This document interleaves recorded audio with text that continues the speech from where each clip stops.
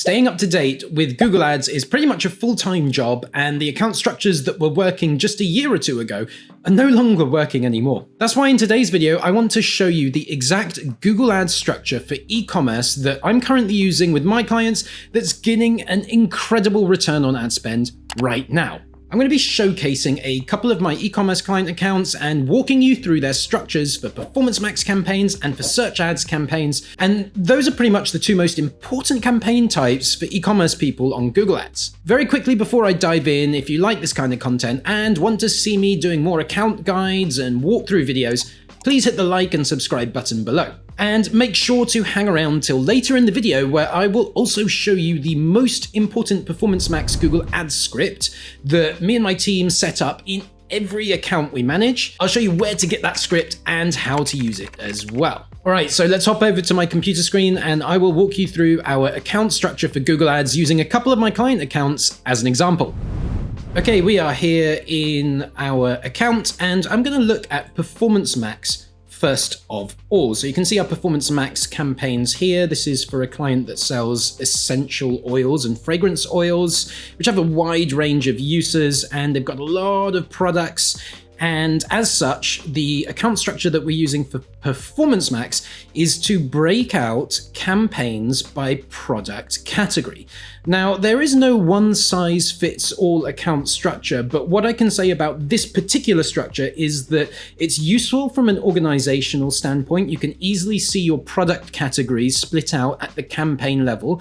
So it's mostly split out like that for an ease of use standpoint, and because we have sufficient conversion volume. This is something that you can do if you can look at your conversions and you can see that in the past 30 days, you're getting more than 100 conversions per campaign. So in this case, like 30 days, we might get 3,000 plus conversions, which means we can break out campaigns based on category, website category or product category, and still get more than 100 conversions per campaign per 30 days. Now we've got a couple of smaller campaigns here, which I'll explain in a minute, that are doing less than 100 conversions, but the main bulk of the campaigns are getting more than 100 conversions per 30 days, which is why I can recommend this account structure for this particular account. Now, if your account doesn't get anywhere near this conversion volume, like let's say your entire account only gets 100 conversions per 30 days, then I might recommend for you just one Performance Max campaign. Get all your stuff into one Performance Max campaign because your conversion volume is a bit low to be doing a segmented campaign structure. But if your conversion volume is high enough like this, then you can absolutely afford to break it out by website category. And then what that allows you to do additionally is to have an asset group structure that is structured around your audiences, or your audience signals, I should say. So if we go over to asset groups, now what we've done here is each asset group actually has the same set of products in there, which is all the products in that particular category. And what we're doing is breaking out different asset groups based on the audience signals that we're targeting there. And the reason for this is you can often see quite variable performance depending on the audience signal. So let's just look at the enabled ones. So what you can see here is that all these asset groups have our essential oils product category in there. But this asset group, for example, is targeting custom intent essential oils as its audience signals. This one is targeting competitors as an audience signal. This one has an export from Klaviyo, which is abandoned cart last 30 days. So we're testing a few different audience signals, and the reason for that is what you can see here is quite variable performance. Like, so from this structure, from this setup, we can see that, for example, targeting our competitors gets a lower return on ad spend. You can see the lower return on ad spend of 3.46 here, whereas our mixed audience signal, where we were mixing together a bunch of different custom intent signals, that by far gets the highest return on ad spend at 5.51. And we did also break out an individual product here, the peppermint oil product, because we wanted to add in assets that were specific to that product, as it tends to be a high performer. So that product on its own does very well. But for the product line in general, essential oils, we found that the mixed audience signal does best. And what this setup also allows you to do is to customize your assets and imagery to the audience, the audience signal that you're targeting. So it's a nice structure to use if you've got the conversion volume. Now, if you haven't got as high a conversion volume as we have in this account, then you're probably just going to want to do fewer campaigns, maybe just one campaign for the whole account. And then your asset groups is probably where you're going to break out your website categories. As I say, there's no one-size-fits-all account structure for Performance Max, and I'm going to show you a different account that uses a slightly different structure in just a moment, but let's just go through the campaigns here. So for the most part, we have got our different product categories broken out as campaigns. And then we've got a few special campaigns as well. So what we're also doing, in addition to breaking out by website category, is we also break out what's called dupes campaigns. So these are kind of special campaigns that we run on products that for some reason we might need to push. Like in this campaign, we have seasonality products. And these are products that the client particularly wants to push dependent on the time of year. For example, their pumpkin oil is really popular around Halloween, around October. And so that product goes into this campaign at that time of year. And these campaigns are called dupes because we're running what's called our shopping dupes strategy here. So for the products that we want an extra push, an extra revenue push for, what we're doing is we are duplicating those products in the feed, and then in the duplicated item, we change the item ID in Google Ads. This makes Google treat the new item ID as a new product, even though it's exactly the same product. And what that allows us to do then is to take the duplicated item's title and target different keywords in the title. The title is the most important part of your feed when it comes to Google deciding which keywords we're going to target. And by duplicating the item, changing its item ID, and then targeting new and different keywords in that title, you're able to just get more revenue, get more conversions, additional conversions on new keywords that you weren't targeting in your original title. You can get those additional conversions on those keywords in your duplicated item campaign.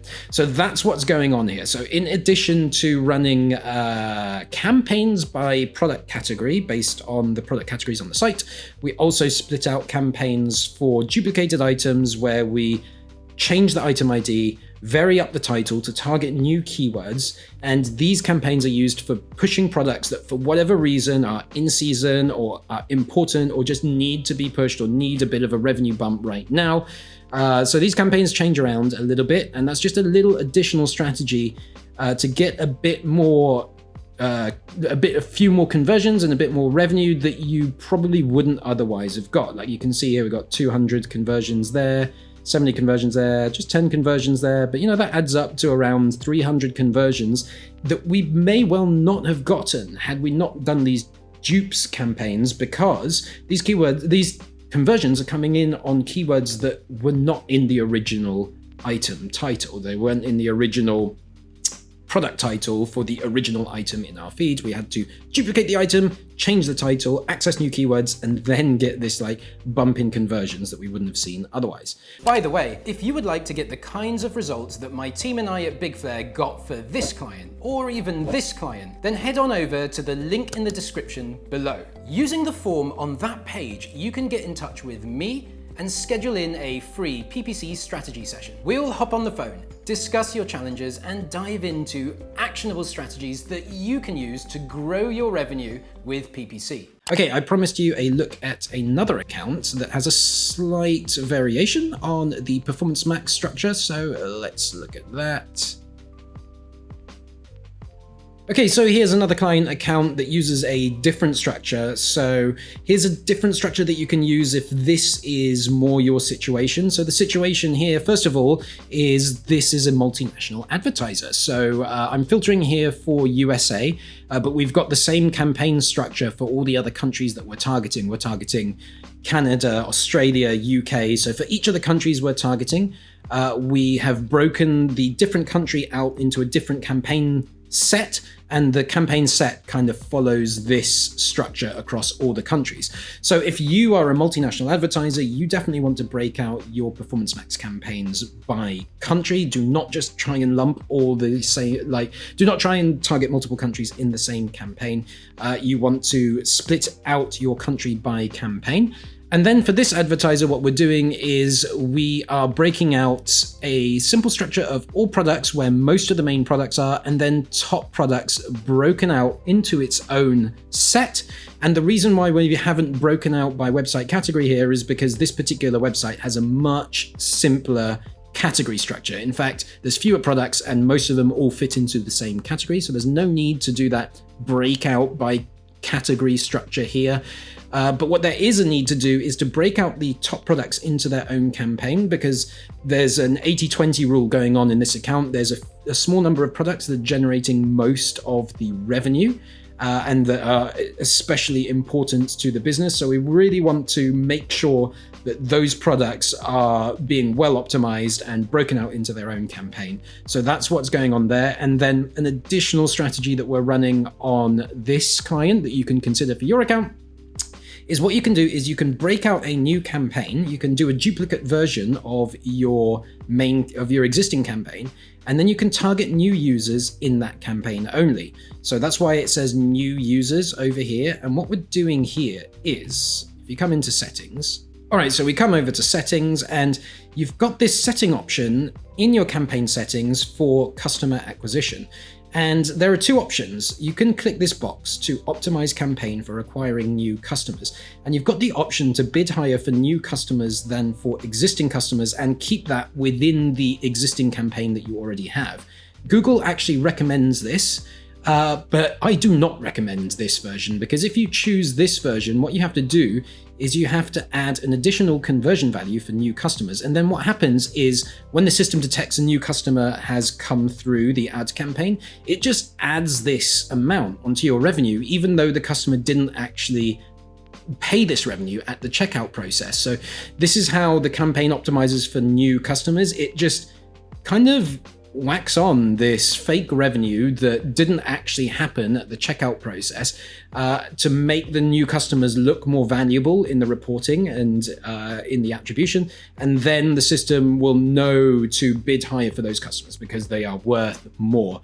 And it's a bit annoying because you get this extra revenue reported in your revenue columns in Google Ads. Now, there's ways of splitting it out, and you can just kind of account for it in your targets and get around it. But in most cases, this gets really annoying because your revenue reporting changes. It's no longer telling the same story it was before, and it can get a bit confusing and a bit annoying. So I actually recommend to do it this way and only bid for new customers. Now, you want to have your existing campaign that's targeting the normal mix of old and new customers. And if you're going to use this option here, only bid for new customers, you have to split out a new campaign. So you have to duplicate your existing campaign. And that is why in our campaign structure for this account, you will see that we've got it split out as a new campaign. So then what happens is you duplicate the campaign, you click that setting on, and now you've got these new campaigns that are only targeting new customers. And then you've got the existing campaigns that are going to target everyone. And in the new customer targeting campaigns, what you want to do is generally set a lower target ROAS to represent the fact that new users have a higher value to your business. And most businesses are willing to pay a bit more to get a brand new customer. And using this campaign structure, you can actually build that into your bids by splitting out a new campaign and then lowering the target ROAS on your new customer acquisition campaigns, which makes the system bid a bit higher and thus sort of captures the idea that these customers, these new users, are actually more valuable to you. So that is why you might want to do it. That is why you might want to do it this way in a situation where New customers are extra super valuable to you, you're getting good conversion volume in the account, and you want to make sure that you're bidding a bit more for new customers to represent the fact that those customers are worth more to you. So a great option if that scenario sounds a bit like the scenario that you're in right now. Okay, so I'm going to tab back to the other screen and we are going to go into search campaigns now. So here's our account structure for search campaigns. We use a pretty similar structure as the core campaign set for pretty much every e-commerce account. And the core campaigns are these ones. And then we've got two special campaigns, which I will explain in just a moment. But very simply, search account structure.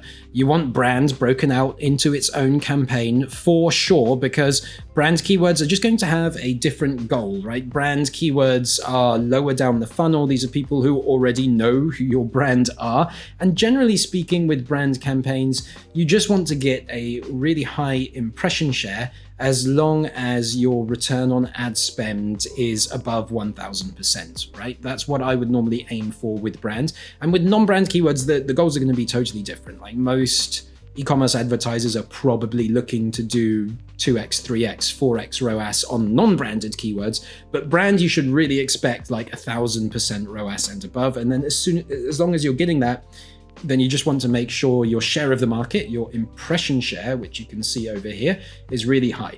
So in this case, you can see like our impression share is towards 90%, and our ROAS is like 34x. So that's kind of where we want it to be for brand campaigns, and that is why you absolutely must split out brand into its own campaign, because it's got a different goal to non-brand, right? If you're just running the same goal for non-brand and brand, I'm sorry, you're doing it wrong, and you need to split out brand to its own campaign so it can have its own bidding goal. And then for non-branded stuff, we put most of our non-branded keywords into this campaign here, which we just label product. And in our product campaign, what we're doing is we're doing tightly themed ad groups around the theme of the keyword, and then ad copy that matches the theme of that keyword. So this ad group is called essential oils, so its theme is essential oils. And then our ad group structure is to add the keyword in phrase match, and then all the long tails, all the search terms that are going to be generated by this keyword. When we see it showing up in the search terms report, we're just adding it in as an exact match keyword, assuming that it's relevant. So what's happening here is you want to be checking your search terms report regularly. You want to see which keywords are coming up in here. And I'm just going to get rid of this filter. And then anything that is relevant, like if it's getting above about 30 impressions, 40 impressions per 30 days, you just make a decision. Is it relevant to your business, yes or no?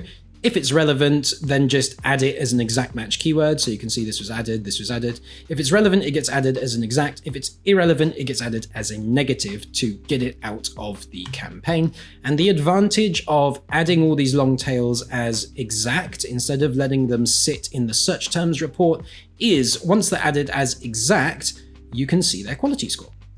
Quality score is not something you can see when these terms are just living inside the search term report. So once you can see the quality score, you can also see if it's, if the quality score were low, like this one here is a bit low, 5 out of 10, we might want to work on improving that quality score. And then we can see the reasons why it was low, your expected CTR, your ad relevance, your landing page experience. So in this case, this keyword's expected CTR and ad relevance are a bit below average. So if we wanted to work on improving the quality score here, what we probably do is maybe break this keyword out into its own ad group so that we can customize the ad copy very specifically to this keyword. Or that's a bit more of a heavy-handed strategy. A simpler strategy might be to add in some headlines to the existing ads in here that are very specific to this keyword to see if we can get its ad relevance up. But yeah, these columns here are the main reason why you want to take your phrase match keyword, look at the search terms report, and everything that gets a decent volume, just add it as an exact keyword so you can see your quality score data over there. So that is our structure for search. We are keeping the match types in the same campaign, so I do not recommend breaking out different campaigns per match type, like what you might have seen in the account strategy of a lot of agencies and advertisers a few years ago, is you might see product exact, product phrase, and the match types are broken out by campaign. I don't recommend doing that anymore. I recommend all match types in the same campaign, because the whole way that Google Ads is moving these days is towards consolidation and getting as much data into single campaigns, into single ad groups as possible. And when you do that, the bidding algorithm works better, your ad copy works better, because the ad copy is semi-automated now as well. The way that you get these automated systems to work better is to consolidate your structures. So do not break out your campaigns by match type.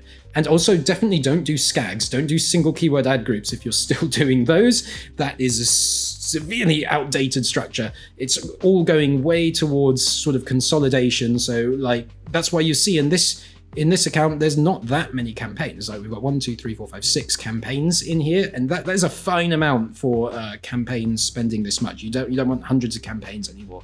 Consolidate your campaigns, get match types into the same campaign, do themed ad groups, not single keyword ad groups. And then in terms of structure, yeah, brand campaign, product campaign for most of the non-branded keywords. RLSA is remarketing lists for search ads. And what we do here is we add on an audience to retarget our website visitors in targeting mode. So in this campaign, we're only targeting people who searched for a keyword that we're targeting, and they have been to our website recently. And in this campaign, we can be a bit broader, dare I say, with our match type. So in this campaign, we're actually using full-on broad match. This isn't phrase match, this is broad match. And the reason we're using it in this campaign is because we also have audience targeting. These people have been to our website recently, so we're reasonably confident that these are very relevant users, which allows us to go over to broad match. For the most part, we're not using broad match elsewhere in this particular account right now. But I do recommend using broad match eventually in your campaigns if you have got to the point where you have maxed out on phrase match and exact match. So I recommend starting your account, and if you are in sort of ROAS mode where you're prioritizing getting profitable as quickly as possible, then I do recommend just using phrase match and exact match. But I do think broad match has a place in almost any account if you get to that situation where you want to expand. Now in this account, we're not at the point where we want to use broad match in our primary campaigns yet. So broad match is just being used where we're using retargeting lists at the same time. But eventually we'll get this account to that point, and eventually I think almost any account that's run well for a business that's doing well will get at some point to that expansion mode where you need to find new stuff, new ways to get more conversions, and you've already maxed out on phrase and exact, and that is the time to be considering broad in your main campaign structure. Not in brand, never use broad in brand. Broad is too broad for brand, but you can try broad in your non-brand campaigns when it is time to go after a growth mode strategy rather than a ROAS or profit focused strategy. Competitors need to be broken out into their own campaign as well. It is worthwhile targeting your competitors in Google Ads. It doesn't always work to a very high volume. Competitors will normally be very low volume compared to your main campaigns, but it's worth trying out. In some accounts, you do see a good amount of conversions coming in. In this account, there isn't much going on with the competitors. The campaign just isn't doing a lot of volume, but I do recommend at least trying this out for almost any e-commerce advertiser, because sometimes it does work really well. Sometimes you get a decent return on ad spend, although it always does tend to be quite low volume. And then we've got a couple of special campaigns. So this campaign, this particular account has a B2B component where they are targeting wholesalers who might want to sign up for a wholesale account. So the whole goal of this campaign is actually to get people filling out an inquiry form. So if you've got stuff like that going on your site, you definitely want to break it out into a separate campaign with a different type of goal. As you can see here, we're running target CPA on here. So generally speaking, if you've got a different goal like a different ROAS target or a different cost per acquisition, which is a different type of goal altogether. You need to break that out into its own campaign.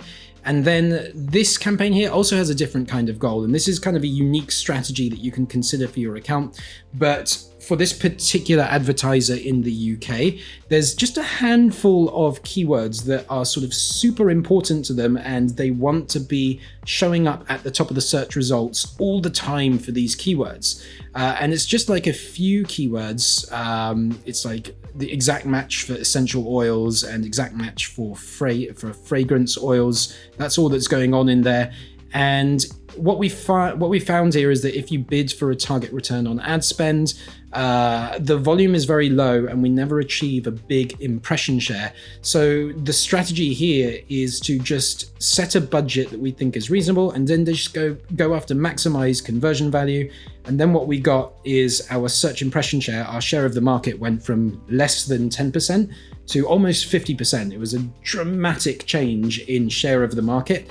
And the ROAS is a bit lower on these keywords, but that is absolutely fine. So this is kind of a buy the market strategy. It's like when there's some keywords that are super important to your market, that you could consider these keywords to be loss leaders for you. You might just want to be appearing on these keywords all the time so that you're always top of mind for this handful of keywords that's super important to your business. If that sounds like you, if that's your situation, you may want to also consider breaking out a campaign to do the buy the market strategy, as in purchase the market. So we're just kind of buying the market for these keywords. We're going after a high impression share. We're setting a budget that kind of gets us the impression share that we want. So we're looking at impression share, and if we want to get it to go up and we don't mind ROAS going down a bit, then we're setting the budget a bit higher. We're adjusting it a bit up. It took a bit of back and forth on the budget to get it to precisely this level.